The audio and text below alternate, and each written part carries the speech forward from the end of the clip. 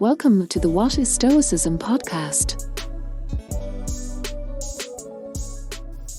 I think it's pretty cool that practicing Stoicism gives us access to the same set of mental tools that ancient philosophers found to be so effective more than 2,000 years ago.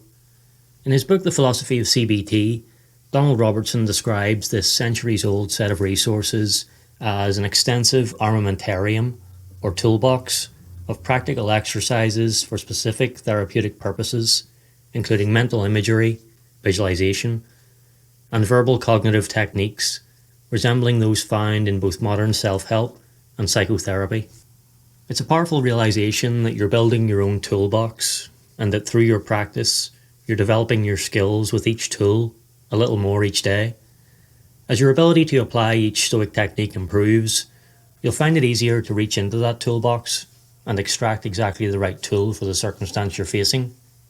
Until then, however, it might seem a bit overwhelming. You might feel that learning a whole collection of techniques is too much and that you won't get into a position of proficiency with them all.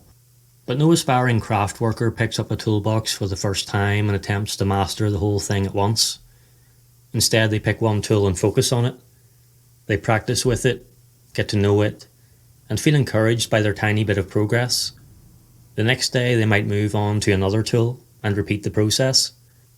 Through repetition and gradual increases in difficulty, they build confidence and prove to themselves that they're capable of wielding the tools that will enable them to carry out their craft. The object of our craft, of course, is our character.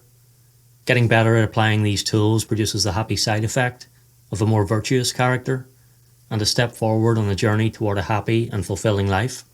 By drawing on the exercises, imagery, and techniques that Donald Robertson refers to, I try to ensure that each piece of content I produce focuses on one idea, one tool. As Seneca puts it in his second letter to Lucilius, quote, "Each day acquire something that will fortify you against poverty, against death, indeed against other misfortunes as well, and after you have run over many thoughts, select one to be thoroughly digested that day." End quote. By contemplating that one idea each day, by reminding ourselves of it, by journaling about it, by digesting it, and by practicing it, it's possible for us to build an ever-expanding toolbox that we can carry with us for the rest of our lives. But if all this philosophy as a way of life stuff feels daunting, it's important to remember that in any new endeavour, getting started is usually the hardest part. When we want to achieve something ambitious, we immediately look too far ahead, feel overwhelmed, and think it would be easier to just forget about it. We might not have the requisite skills yet. We might feel like an imposter, or we might be having a crisis of confidence. What we forget is how many times in our life we've already moved from incompetence to competence by virtue of our sheer willingness and enthusiasm to try something new. Think of how little you worried about failure when you were a child. You learned the alphabet a letter at a time. You rode your bicycle a short distance each day until you were ready to take the stabilizers off. And you embraced new challenges with curiosity, unconcerned at your lack of prior experience. To return to the toolbox idea, if you happen to be handy with a hammer, your first step toward that competency would have been to hammer just a single nail. Every great thing has small beginnings. Every fulfilling undertaking has to start somewhere. Every successful action needs a first attempt.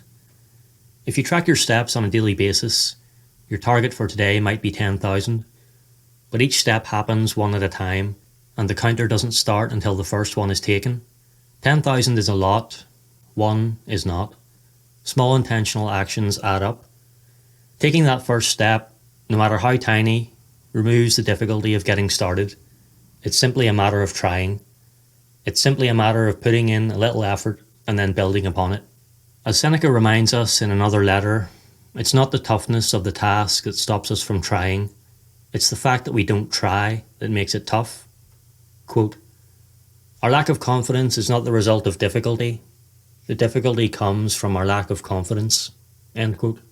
So whether it's practicing philosophy or some other fulfilling pursuit that your lack of confidence has been holding you back from, the simplest advice is to just start. Assemble your life yourself, action by action, wrote Marcus Aurelius, and be satisfied if each one achieves its goal. You might not achieve the perfect version of what you set out to, but by trying you will at least make progress toward it. If you choose not to try, however, not to take that first small step, one thing is certain: the difficulty of starting won't go away, and the tools in the toolbox will forever remain foreign objects.